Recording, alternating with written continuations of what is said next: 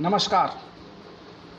इलेक्ट्रोहोपैथी के इस विशेष एपिसोड कार्यक्रम में मैं बस्ती से डॉक्टर अनिल श्रीवास्तव आप सबके बीच आज दोपहर 2 बजे बहुत दिन बाद आप सबसे दोपहर में मुलाकात हो रही है। पहले तो मैं इसको गूगल मीट ऐप पर आपसे मिलना चाहता था, आपसे सीधी वार्ता करना चाहता था, लेकिन चूँकि ग्रुप अभी मैं पूरा बना नहीं पाया हूँ अपने टाइम की कमी के कारण, आज मैं दूसरे ग्रुप को बनाने की तैयारी कर रहा हूँ। एक ग्रुप तो लगभग 155 साथियों का बन चुका है और दूसरे ग्रुप को मैं आज शाम तक तैयार कर दूंगा। तो चूँकि ग्रुप मेरा नहीं बना था, इस नाते सबको इन्फॉर्मेशन देने में बड़ी दिक्कत हो रही थी, लिहाजा मैं आपके फेसबुक पर ही आपसे बात कर रहा हूँ। आज हम सीधी बात कर लेते हैं, बहुत ज़्यादा बातों का सिलसिला दोपहर में नहीं हो सकता है। आज का हमारा विषय है डाइल्यूशन पोटेंसी, पॉजिटिव और निगेटिव। और दरअसल ये मुझे विचार इसलिए आया कि आज सुबह जब मैं उठा तो मैंने एक दवा बनाने वाली कंपनी के मैनेजिंग डायरेक्टर का एक वीडियो देखा जो लगभग 50 मिनट का था। और उस 50 मिनट के वीडियो में उन्होंने डिस्पेंसिंग करना बताया और डिस्पेंसिंग के डिफिनीशन में उन्होंने कहा कि डिस्पेंसिंग करना होता है दवा बनाने से लेकर के रोगी के परहेज कराने तक। डिस्पेंसिंग का तात्पर्य क्या होता है? औषधि का डिस्पेंस करना, अपनी डिस्पेंसरी के अंदर उसका मैनेजमेंट करना, दवाइयाँ कैसे रखी जाएंगी, किस अनुपात में मिला करके रोगी को दिया जाएगा, दवाओं में क्या क्या कैसे उसको सेफ्टी दी जाएगी, कैसे उसकी पुड़िया बनाई जाएगी, कैसे उसकी गोली में भरा जाएगा, कितने ml डाला जाएगा, कितना क्या, इसको कहते हैं डिस्पेंसिंग। दवा लिखना, दवा की डोज बताना, दवा का परहेज बताना, ये डॉक्टर का काम है, ये फार्मासिस्ट का काम नहीं है। फार्मासिस्ट क्या परहेज बताएगा? डॉक्टर जो दवा लिखेगा, फार्मासिस्ट का काम है वो उन दवाओं को रोगी को प्रोवाइड करेगा। डिस्पेंसिंग का तात्पर्य है कि हमारी दवाएं किस क्रम में रखी जाएंगी, दवाओं के बनाना है तो हमको किस क्रम में निकालना है, कैसे उसका डोज देना है, कैसे रोगी को समझाना है कि इसको ऐसे ऐसे खाना है। डिस्पेंसिंग सिर्फ यहीं तक सीमित है। डिस्पेंसिंग में डॉक्टर के अधिकार नहीं सम्मिलित हैं। एक चिकित्सक अपने सूझबूझ से दवा लिखता है, फिर दवा लिखने के बाद उसकी डोज बता देता है पर्चे पर और फिर परहेज भी बता देता है रोगी को आपको ये दवा करनी है, ये इस तरह के खाना है। लेकिन जो डिस्पेंसिंग शब्द है, डिस्पेंसिंग शब्द का अर्थ है डिस्पेंसरी को सजाना, और डिस्पेंसरी जहाँ होती है वो मेडिसिन प्रभाग होता है। द डिवीज़न ऑफ मेडिसिन, जहाँ पर हम दवा का कलेक्शन करते हो, हम दवाओं को रखते हो, वहाँ डिस्पेंसिंग होती है, क्योंकि वो डिस्पेंसरी कहलाती है। और डिस्पेंसरी शब्द किसी फिजिशियन के लिए लागू नहीं होता है। डिस्पेंसरी शब्द इसलिए क्लिनिक और डिस्पेंसरी ये जब लोग कहते हैं, हमेशा डॉक्टर को ओपीडी में परामर्शदाता कहा जाता है। वो परामर्शदाता है, कंसल्टेंट है। और जो परामर्शदाता होता है वो परामर्शदाता अपने परामर्श को अपने पर्चे पर, प्रिस्क्रिप्शन पैड पर वो लिखता है, फिर वो चला जाता है मेडिसिन डिपार्टमेंट को। मेडिसिन डिपार्टमेंट में एक कंपाउंडर होता है जिसको फार्मासिस्ट कहते हैं, वो डॉक्टर के प्रिस्क्रिप्शन को देख करके उस हिसाब से दवा बनाता है और उसकी डिस्पेंसिंग वहाँ होती है, न कि डॉक्टर के पास डिस्पेंसिंग होती है। यही फ़र्क है हमारे समझाने वाले और पढ़ाने वाले लोगों के बताने में। और मुझे इसको क्लैरिफिकेशन इसलिए करना पड़ता है कि पिछले 70 सालों से, आज़ादी के बाद से, इलेक्ट्रोहोपैथी के विभिन्न विद्वान हमारे सामने वाले इलेक्ट्रोहोपैथिक डॉक्टरों को महामूर्ख समझ के जो मनाता वही बोल देते हैं। उन्हें यह समझ में नहीं आता है कि हम क्या बोलेंगे तो इसका असर क्या जाएगा। अब उसी वीडियो में बताया गया कि डाइल्यूशन 1 और 9 के रेशियो में आप, उन्होंने बताया कि 5 ml आप 1 ड्राम आप ले लीजिए, उन्होंने बताया 5 ml आप ले लीजिए मेडिसिन और 9 ml आप RS ले लीजिए तो वो आपका D1 हो जाएगा। फिर उसमें से 5 ml आप ले लीजिए, 9 ml RS मिला दीजिए, वो D2 हो जाएगा। फिर उसमें से 5 ml ले लीजिए, 9 ml मिला दीजिए RS तो D3 हो जाएगा। और D3 के बाद D4 तक उन्होंने बनवाया, और D4 के बाद उन्होंने कहा अब इसको पोटेंसी में चेंज कीजिए, और पोटेंसी में चेंज करने का फार्मूला उन्होंने बताया 1:47 के रेशियो पर। अब पहले हम इस पर चर्चा कर लें। 1:9 का उन्होंने RS में कहा घोल लीजिए।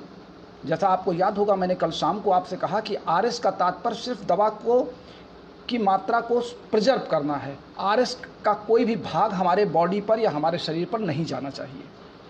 लेकिन तमाम विद्वानों के अनुसार अगर आप आरएस में बना लेते हैं, सीधे आप, उनका कहने का मतलब है सीधे आप आरएस से ही दे दीजिए डाइल्यूशन, जबकि आरएस गोलियों के लिए होता है। आरएस उड़ा दीजिए और गोली आपकी सूखी बनी रहे। तो जो लोग भी ये कहते हैं कि इसमें 9 ml आरएस मिला लीजिए, वो स्वाभाविक रूप से इलेक्ट्रोहोम्योपैथिक चिकित्सकों के प्रैक्टिस के लिए सीधे बाधक बन रहे हैं। वो इलेक्ट्रोहोम्योपैथिक चिकित्सक को किसी दूसरी चिकित्सा पद्धति की दिशा में परिवर्तित करना चाहते हैं। 19 एक पार्ट मेडिसिन और 9 पार्ट आरएस हमने मिला दिया, यानी 10 पार्ट हो गया। चलिए हमने मान लिया। तो जब मेडिसिन 1 पार्ट है और 10 पार्ट आपका आरएस है, और जब हम उसको रोगी को देंगे, रोगी को किस तरह देंगे ये तो आज तक कोई नहीं बता रहा है। आपने जितने वीडियो सुने होंगे या जितने लोग बता रहे हैं, वो रोगी और रोगी के डोज के किनारे नहीं जा रहे हैं। उसका जिम्मा, उसका सब कुछ जो रिस्पॉन्सिबिलिटी है वो डॉक्टर अनिल श्रीवास्तव के कंधे पर पूरे देश ने छोड़ रखा है। और मुझे ताज्जुब ये होता है कि तमाम हमारे यही साथी लोग दूसरों से फ़ोन करवा के रोग का फार्मूला पूछते हैं, फिर उसका डोज पूछते हैं और फिर अपने यहाँ डोज में वही सम्मिलित करके उसको बताना शुरू करते हैं। 1:9 के रेशियो से जब आप डाइल्यूशन बनाते हैं, पहली चीज़ तो डाइल्यूट शब्द, डाइल्यूट का मतलब डाइल्यूशन, हमको उसको सांद्र करना है, घोल को। इन लोगों की समझ में ये नहीं आ रहा। अभी हमारे एक साथी ने दोपहर में फ़ोन किया, अपने साथियों का नाम तो मैं बता ही सकता हूँ। हमारे डॉक्टर आरपी सैनी ने मथुरा से फ़ोन किया। सुबह मैं स्नान करने जा रहा था, मैंने उनका फ़ोन अटेंड किया। उन्होंने कहा, सर जो डाइल्यूशन की प्रक्रिया है उसमें मैंने सुना है कई लोग विद्वान ये बताते हैं कि D1 और D2 भी दवा के रूप में प्रयोग किया जाता है। और उन्होंने एक सज्जन का नाम लिया कि उनके वीडियो में ये बात बार बार आती है कि आप D1 से इन रोगों में देंगे, D2 से इन रोगों में देंगे और D3 से इन रोगों में देंगे। अब मेरी समझ में ये नहीं आता है कि जब इलेक्ट्रोहोम्योपैथी की औषधियाँ कोहेवेशन प्रोसेस से बनाई जाती हैं, तो कोहेवेशन प्रोसेस से बनने वाला जो निस्तैंद होता है, जिसको आप अर्क कहते हैं अपनी भाषा में, हम उसको फिल्ट्रेट कहते हैं। फिल्ट्रेट करके हम उसको निकाल लेते हैं, फिल्टर करके। तो जो हम पार्ट पाते हैं उसकी विस्कोसिटी हमारे ब्लड से मैच नहीं करती, दोनों की विस्कोसिटी अलग अलग हो जाती है, तो ये हमारे शरीर में काम नहीं करती है। D2 तक जब हम जाते हैं तो उसकी विस्कोसिटी भी कुछ हद तक कम होती है, लेकिन D3 पे जाकर के हमारे ब्लड और लिम्फ की विस्कोसिटी इस D3 के विस्कोसिटी से मैच कर जाती है, दोनों की साम्यावस्था बराबर हो जाती है, और तब इनमें आपस में एक दूसरे पर क्रिया करने की क्षमता, मोटिवेट करने की, चूँकि एंजाइम्स हैं तो एंजाइम्स ब्लड के माध्यम से उस संबंधित टारगेट सेल तक पहुँच जाते हैं, लिम्फ के माध्यम से संबंधित टारगेट सेल तक पहुंच जाते हैं, टिश्यू फ्लूइड के माध्यम से संबंधित टारगेट सेल तक पहुंचते हैं, ECF के माध्यम से पहुंचते हैं। लेकिन टारगेट सेल पे जाने के बाद बिल्कुल सही क्वांटिटी में, सही क्वालिटी में और सही दिशा में मोटिवेट करके एज ए कैटालिस्ट वो अपना काम समाप्त करते हैं, और फिर उसी लिम्फ, ब्लड या ECF या टिश्यू फ्लूइड के माध्यम से वापस बैक फीड होकर के हमारे बॉडी के विभिन्न पार्टों में घूमते घूमते वो डिजॉल्व हो जाते हैं। ये बातें हमारे इन साथियों को समझ में नहीं आती कि डाइल्यूशन D1 की दवा आप कैसे करेंगे, D2 की दवा कैसे करेंगे। मैं तो भाई ताज्जुब कर गया जब आरपी सैनी जी ने कहा, तो मुझे बड़ा ताज्जुब हुआ कि D1 और D2 के बारे में भी ये लोग बताते हैं। अब आइए हम पोटेंसी की बात करते हैं। पोटेंसी कहते हैं 147 में तोड़ लीजिए, यानी 1 ml दवा ले लीजिए, 5 ml दवा ले लीजिए। इनके हिसाब से उन्होंने एक नपना दिखाया और कहा यहाँ तक निशान लगा करके 5 ml दवा ले लीजिए, और 47 पार्ट आप मेडिसिन ले लिए, 47 पार्ट उसका। तो 47 में जब हम 5 का गुणा कर देते हैं तो लगभग वो आ जाता है 235 ml। तो 235 ml आपका आरएस और 5 ml आपकी मेडिसिन, यानी 240 ml, अर्थात हाफ पाउंड, 1 पाउंड भी नहीं बना, हाफ पाउंड हो गया। मैं आपको बताता हूँ कि 1 पाउंड यानी 450 ml में आप 5 ml मिलाइए, और कौन सा मिलाइए, D3 का। और फिर इन लोगों का एक नाटक और मेरी समझ में नहीं आता है, क्यों हमारे साथ। मैं देखिए, मैं किसी की आलोचना नहीं कर रहा हूँ, मैं चूँकि प्रैक्टिशनर से सीधे मुखातिब हूँ, मैं प्रैक्टिशनर्स की हित की बात करता हूँ, इस नाते मैं प्रैक्टिशनर्स को के भ्रम को दूर करना चाहता हूँ, प्रैक्टिशनर्स को किसी भ्रमजाल में रखना नहीं चाहता हूँ। ये लोग एक भ्रमजाल और फैलाते हैं कि इसमें 105 स्ट्रोक दीजिए। ज़रा उनसे पूछिए स्ट्रोक देने का मतलब क्या होता है फिजिकल केमिस्ट्री के आधार पर। ये कोई पूछने वाला नहीं, मैं इसलिए नहीं पूछ सकता कि भाई मेरा पूछना ज़रा अच्छा नहीं लगता है, लेकिन जब लोग कहते हैं कि इसमें स्ट्रोक दे दीजिए, what do mean about stroke, what is stroke. Stroke के देने से इलेक्ट्रॉनिक आपस में इलेक्ट्रॉन टकराएंगे, उनकी गतिज ऊर्जा बढ़ जाएगी, और गतिज ऊर्जा बढ़ जाएगी तो उनका जो फिजियोलॉजिकल एक्टिविटीज़ है वो चेंज हो जाएगा, और गतिज ऊर्जा फिर स्थितिज ऊर्जा में कन्वर्ट होगी, और फिर जाकर के वो फिर गतिज ऊर्जा में कन्वर्ट होगी। जब आप बार बार उसमें टक्कर मारेंगे, एक बार हमने स्ट्रोक दे दिया या 500 स्ट्रोक दे दिया, उस स्ट्रोक का मतलब क्या है?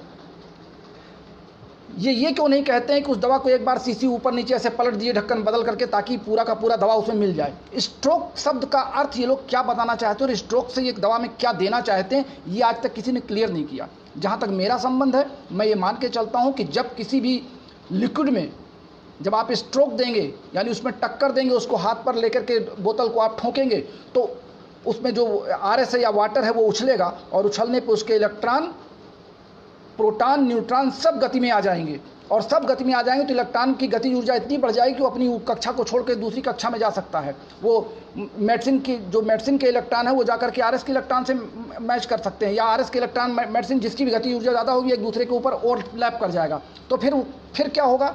फिर जब वो ओवरलैप कर जाएगा तो जो हमारे बॉडी में जाएगा तो हमारे बॉडी के ब्लड के साथ उसका रिएक्शन एग्रावेशन देगा, उसका एंटी रिएक्शन होगा।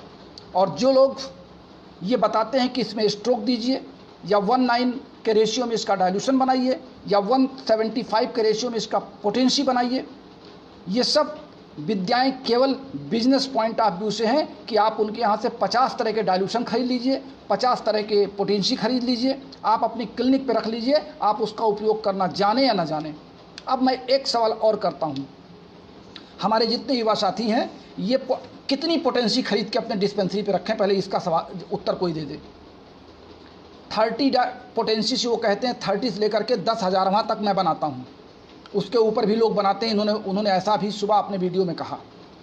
तो अगर 10,000वां डाइल्यूशन है, 30, 200, 100, 1000, 10,000, तो कितने डाइल्यूशन हम अपनी डिस्पेंसरी में सजा के रख लें पीछे, और किस डाइल्यूशन का उपयोग हम किस रोग में करें? मान लीजिए बुखार का रोगी आया, बुखार के रोगी को हम कौन कौन सा डाइल्यूशन किस किस बुखार में देंगे? क्या कोई बुखार के नाम से डाइल्यूशन बनेगा क्या, या उसकी पोटेंसी बनेगी कि टाइफाइड में ये पोटेंसी दीजिएगा, जुखाम के बुखार में ये पोटेंसी काम करेगी, जनरल फीवर में ये पोटेंसी काम करेगी? उस पोटेंसी का तात्पर्य क्या है? जब हम D3 से सीधे दवा को मिला करके सीधे एक सरल फार्मूले में आपको बता रहे हैं कि 5 ml निकालिए और 450 ml में उसको मिला दिए डिस्टिल वाटर में, RS में नहीं मैंने कभी कहा है। मैंने RS तभी कहा है कि जब अगर आपको RS तभी आप मिलाएंगे जब आपको ग्लोब्यूल्स में देना हो, गोली में देना हो, तो गोली में डालने के बाद उसको पंखे में खोल करके सुखा दिए ताकि उसका RS उड़ जाए। गोली में RS नहीं होना चाहिए, और RS पेशेंट के शरीर में भी नहीं जाना चाहिए, क्योंकि RS कोई मेडिसिन नहीं है। RS जा करके अपना इन्फ्लामेशन देगी, अपना एग्रीवेशन देगी, अपने एक्शन को वो दिखाएगी। ये हमने आपके 2 भ्रम दूर किए। तीसरा भ्रम मैं आपका और दूर कर दूं, पॉजिटिव और नेगेटिव का। हमारे एक सीनियर साथी का इस समय वीडियो आ रहा है, मैं उनकी सराहना करता हूं, बहुत अच्छा काम कर रहे हैं, डॉक्टर अशोक मौर्य जी। उन्होंने कल भी इलेक्ट्रिसिटी पर अपना एक व्याख्यान दिया था, और आज सुबह भी मैंने जब खोला तो उनका एक व्याख्यान आया जिसमें उन्होंने बहुत से लोगों को पॉजिटिव और नेगेटिव कहते हुए इलेक्ट्रिसिटी पर व्याख्या सुनी, और उन्होंने भी कहा कि पॉजिटिव और नेगेटिव का खेल आप छोड़ दीजिए, जो मैं आपको पिछले 1.5 वर्षों से बता रहा हूँ। इलेक्ट्रिसिटी में पॉजिटिव और नेगेटिव का कोई चांस नहीं है। इलेक्ट्रिसिटी अपने गुणों के आधार पर 5 नामों में डिवाइड की गई है, जैसे RE red electricity, Y electricity, W electricity, BE यानी ब्लू इलेक्ट्रिसिटी, और ग्रीन इलेक्ट्रिसिटी। आपको याद होगा, अगर नहीं याद है तो मैं आज दोहरा देता हूँ। RE यानी रेड इलेक्ट्रिसिटी हमारे बॉडी के सभी ऑर्गन की, सभी कोशिकाओं के सभी एंजाइम्स की गतिविधियों में इंक्रीजमेंट करती है, उनके कार्यों को बढ़ाने का प्रयास करती है। जब हमें ये लगता है कि हम इस दवा के काम को जल्दी कराना चाहते हैं, जैसे कल आपको उदाहरण मैंने दिया कि कल लकवा का, फालिज का एक पेशेंट, पैरालिसिस का, हमारे एक डॉक्टर हिरेन जी के यहाँ ग्वालियर में आया था, और उन्होंने मुझसे दवा पूछी और मैंने उस दवा के साथ RE जोड़ दिया। क्यों RE जोड़ा? क्योंकि हमको क्विक रिस्पांस देना था। जब हमें किसी मेडिसिन का क्विक रिस्पांस देखना हो, या सारे सेंस ऑर्गन को खोलना हो, या बॉडी के हर ऑर्गन पर हमको दवा को जल्दी पहुंचा करके उसका परिणाम देखना हो, तो हमको वहाँ पे RE देना है। अगर कोई विशेष एक्शन हमको दिखाई पड़ रहा है, तंत्रिकाएँ तेज काम कर रही हैं, हमें लगता है तंत्रिकाएँ तेज काम कर रही हैं, हार्ट बीट बढ़ा हुआ है, ब्लड सर्कुलेशन प्रॉपर बढ़ा हुआ है, व्यक्ति हाइपरटेंशन में जा रहा है, तो वहाँ हम वाई दे देते हैं। यानी वाई हर कार्यों को घटाने का काम करती है, हर एक्टिविटीज़, बॉडी के हर सेल की एक्टिविटीज़ को घटाने का काम करती है। डब्ल्यू क्या काम करती है? डब्ल्यू बैलेंस में कर देती है, ना घटाती है ना बढ़ाती है, जहाँ पे उसको होना चाहिए वहाँ ला करके छोड़ देती है। बॉडी के सेल के एक्शन को ला करके साम्य अवस्था में, होम्योस्टैटिसिस में ला के छोड़ देती है। ब्लू इलेक्ट्रिसिटी क्या करती है?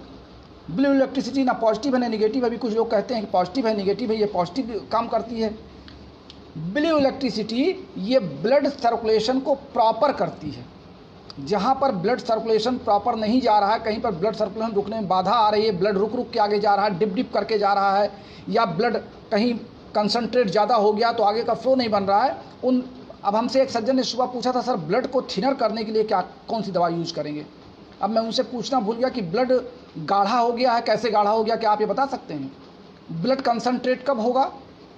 जब बॉडी में सोडियम कार्बोनेट कम हो जाएगा, यानी नमक कम हो जाएगा।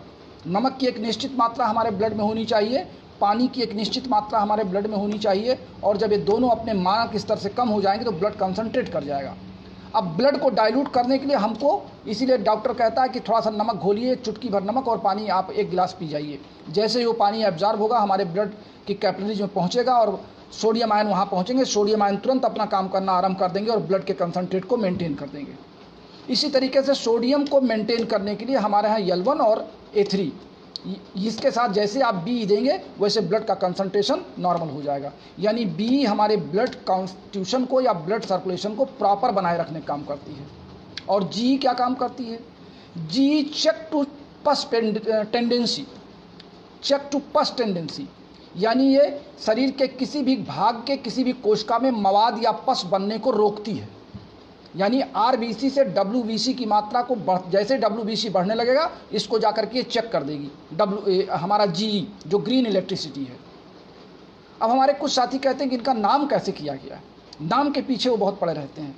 रेड इलेक्ट्रिसिटी, चूँकि रेड कलर हमको दूर से दिखाई पड़ता है, आहा पिनाला आपने सुना होगा, सूर्य की किरणों में 7 रंग होते हैं, जिसमें से आपका रेड सबसे दूर से, देखिए रेलवे के सिग्नल लाल क्यों किए जाते हैं? रेड मीन खतरा, रेड को खतरे से जोड़ा गया है।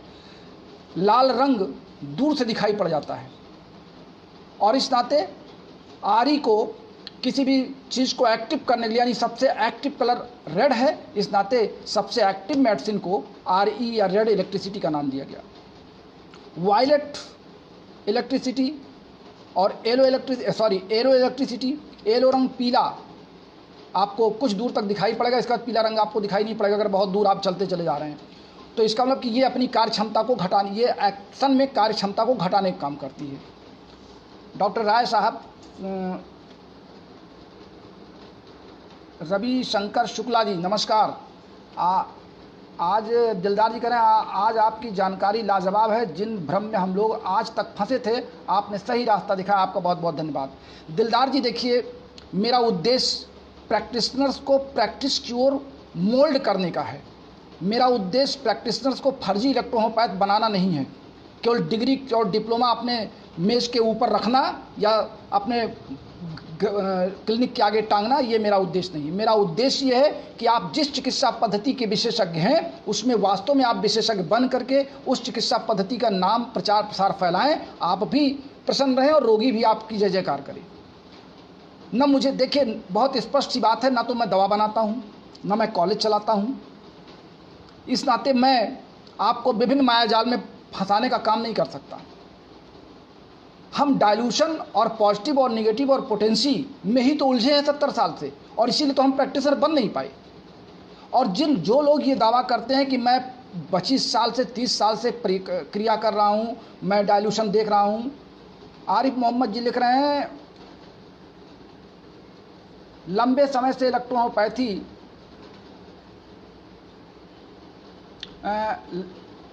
लॉस्ट कर रहा था, कुछ इन्होंने लिखा, अभी फिर आएगा तो मैं आपको पढ़ के दिखाऊंगा।